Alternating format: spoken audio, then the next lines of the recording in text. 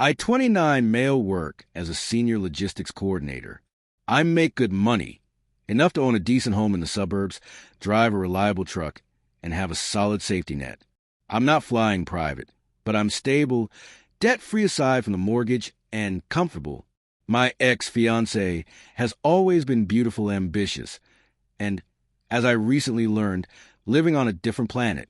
We were together for 4 years, engaged for the last 8 months. The wedding was set for next spring.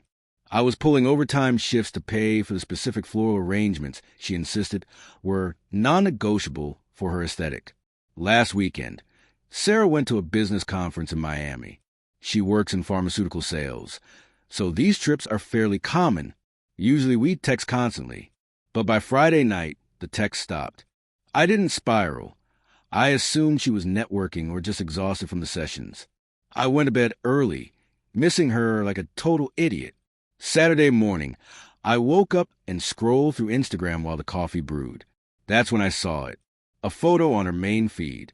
Not a story that disappears in 24 hours. A permanent post on the grid. It was her hand, holding a glass of champagne, resting on the dashboard of a car that was definitely a McLaren. In the background, there was a blurry figure of a man in a linen suit. The caption read, "Finally upgrading my lifestyle. Manifestation works when you meet the right frequency." I stared at it. I refreshed the page, thinking maybe it was an inside joke or a repost from a luxury brand page she follows. Nope, it was her hand. That was the engagement ring I bought her, a platinum band with a 1.5 carat solitaire, sparkling on her finger. I commented immediately. My thumbs moved faster than my rational brain. Congrats. Does the upgrade include a refund policy on the last 4 years? I didn't wait for a reply. I screenshot the post immediately. Then I went to her following list. She had followed 3 new people in the last 12 hours. 2 were generic influencers, but one was a guy. Let's call him the target. Mid-50s, silver fox type. CEO of a tech startup based in Miami. His profile was public. He had a photo posted an hour before hers. Same car, same view, captioning it "New Acquisitions." My stomach didn't drop. It turned into concrete. 10 minutes after I commented, my phone rang. It was her. "Are you crazy?" she hissed. No hello. No explanation. Am I asked, my voice surprisingly steady. "You're the one posting about upgrades while wearing my ring in another man's supercar. It's a marketing tactic, you insecure psycho," she yelled. "He's a potential client. We were joking about the luxury mindset. You just humiliated me in front of my network. Delete it." "I don't think I will. I'm deleting it then. And when I get home, you're going to apologize for making me look unprofessional." She hung up. She deleted the post. But the screenshot was already in a folder on my desktop named Evidence. I didn't spend the weekend crying. I spent it digging. I'm good with data. It's literally my job. I looked at the target's profile again. He wasn't just a CEO. He was tagged in photos from a gala 2 weeks ago. Standing next to him was a woman, elegant, sharp-eyed, the wife. Her profile was private, but her bio had a link to a boutique law firm, where she was a named partner. Interesting. Sarah came home Sunday night. She walked in expecting a fight, or maybe groveling. I gave her neither. I was sitting on the couch, watching a game. "Are you done pouting?" she asked, dropping her designer bags on the floor. Bags I hadn't seen before. "I'm not pouting," I said. "I'm processing." "Good. Because the target saw your comment before I deleted it. He thinks you're controlling. I had to do serious damage control." "Is that so? Did you tell him you're engaged?" She froze, just for a split second. "He knows I'm in a relationship. He respects that. He's a mentor. Okay? He wants to show me what's possible if I stop settling for mediocrity." "Mediocrity," I repeated. "That's what we are." "We could be more," she sighed, sitting next to me, putting a hand on my knee. The audacity was breathtaking. He offered to fly me out next month for a mentorship retreat. In Ibiza. I think I should go. It's for my career. For us. She wasn't just cheating. She was recruiting me to be the safety net, while she monkey-branched to a guy she met 48 hours ago. She wanted to keep the house, the stability, and the doting fiancé while she auditioned for the role of trophy wife.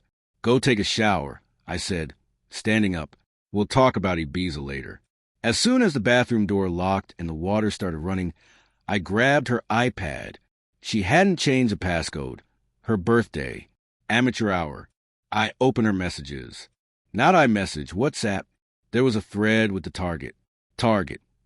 Can't believe you're going back to the peasant. Missed that body already. Sarah. Ugh, I know. He's such a bore. Just need to keep him sweet until the wedding makes it official. Then I'm all yours. Did you book the jet for Ibiza? Target. Working on it. My board of directors wink emoji is watching expenses this quarter. But for you, anything. She wasn't just cheating. She was planning to use my money to fund her life until she could secure his bag. I put the iPad down. I walked into the kitchen and made a call. Not to her parents. Not to my friends. I called the wedding venue. Hi, this is Opie.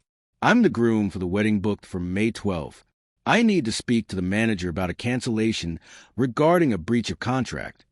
Monday morning was business, as usual for her. She put on her blazer, kissed me on the cheek like she hadn't just called me a peasant to her lover, and went to work. She was actually humming. She thought she had gotten away with it. She thought I was a dumb, loyal dog who would just roll over. I took the day off.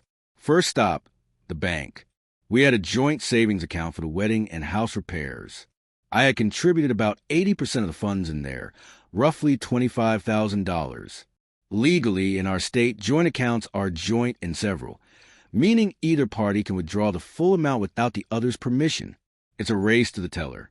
I won that race. I transferred every cent of my contributions into my personal account, leaving exactly $500, her share. Second stop, the venue. Since I had signed the contract alone, my credit score was better. I was the sole client. I explained the situation briefly. The manager, a stern woman who looked like she'd seen everything, actually softened. I can't refund the non-refundable deposit, she said. But since you're canceling 6 months out, you aren't liable for the catering balance. Cancel it all, I said. Release the date. I lost $4,000 that day. It was the best money I ever spent. Third stop, the jeweler. This was trickier. I couldn't return the ring because it was on her finger, but I pulled the insurance policy I had on it. I removed her name as a beneficiary. When she got home that evening, the atmosphere shifted. She was on her phone, furiously typing. She looked up, eyes manic. Why did my car get declined at Sephora? She snapped. I tried to buy the new Dyson wrap using the joint account. I moved my money, I said calmly, eating a sandwich. Your money? That was our wedding money. There is no wedding. Silence. Total heavy silence. What? She laughed, nervous. High-pitched sound. Stop being dramatic because of one Instagram post. I saw the text. I said, I saw you call me a peasant. I know about Ibiza. And I know you're waiting for the wedding to make it official, to leave me. So I'm speeding up the timeline. Her face went from shock to a mask of pure, ugly entitlement. She didn't cry. She got angry. You invaded my privacy, she screamed. You have no right. The target is a billionaire. He can give me a life you couldn't dream of. You should be happy for me, that I found someone on my level. Your level? I asked. You're an account rep making $60K, living in my house, driving a leased Altima. I have potential. He sees my value. And you know what? Since you canceled the wedding, you owe me. I wasted my youth on you. I want the house. I actually laughed. The house is in my name. I bought it 2 years before we met. We're common law, she shrieked. Not in this state. We aren't. And definitely not after living together for only 2 years.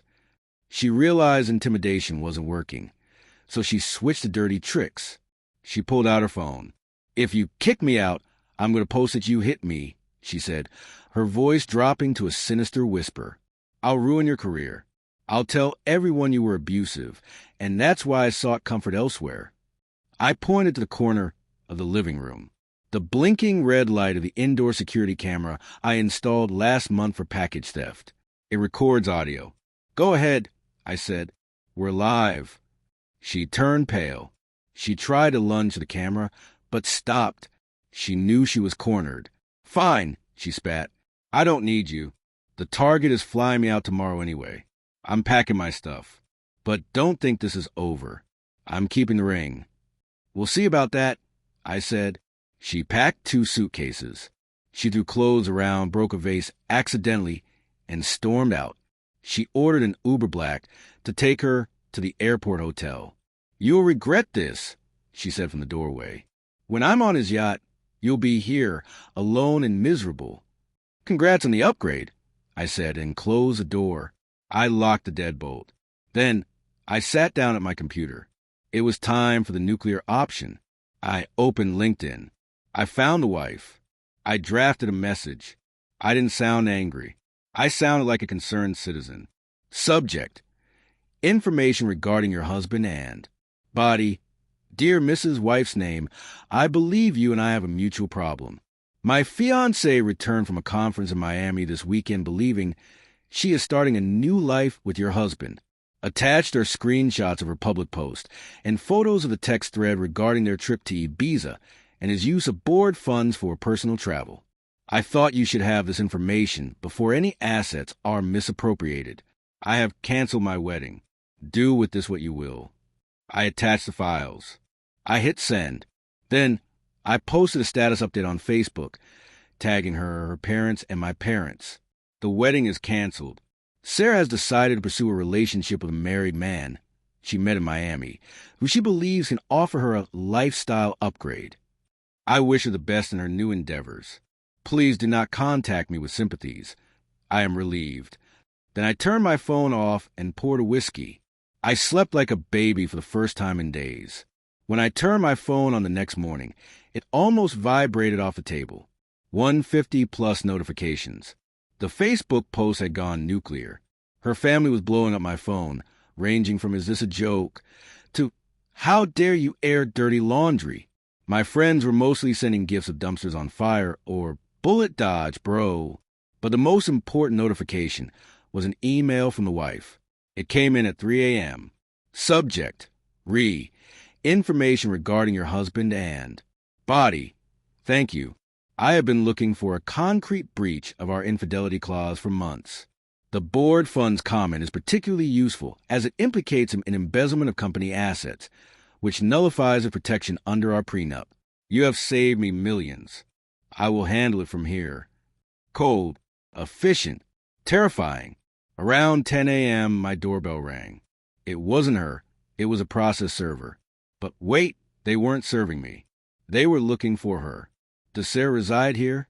She moved out last night, I said, but she might be at the airport hotel. I helpfully provided the address. At 11:30 a.m., my phone rang. It was Sarah. I let it go to voicemail. She called again, and again, 12 times in 5 minutes. Finally, I picked up. I wanted to hear it. Up! Pick up! Oh my God, pick up!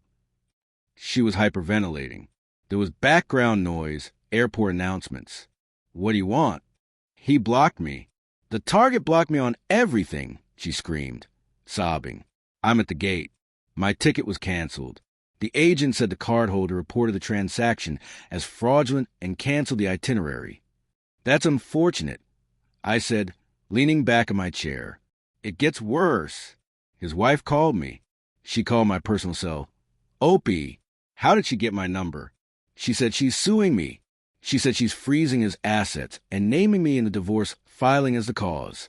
She contacted my company's HR department. She told them I was soliciting clients for personal relationships. The wife didn't mess around. She went for the jugular. Sounds like you upgraded to a high-stakes lifestyle, I said. Stop it. You have to help me. My company just emailed me. I'm suspended pending an investigation. I have nowhere to go. The hotel kicked me out because the card on file, his card, was declined. I'm at the terminal. Come pick me up. Please. I'm sorry. We can fix this. It was just a mistake. I was manipulated by him. You were manipulated, I said, my voice hard. You called me a peasant. You planned to use me until his check cleared. You wanted a safety net? Well, you cut the ropes. I have no money. You took the savings. I took my savings. You have your $500. Buy a bus ticket. I'm coming home, she threatened. I live there. You can't lock me out. Actually, I can. I consulted a lawyer this morning regarding your tenancy.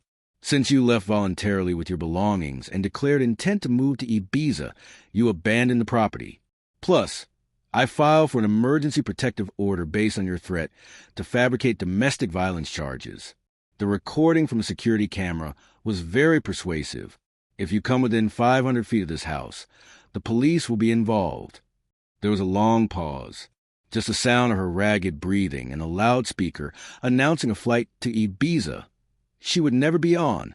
You ruined my life, she whispered. No, I said. You did. I just turned the lights on. I hung up. Then I blocked her number. But the entitlement didn't end there.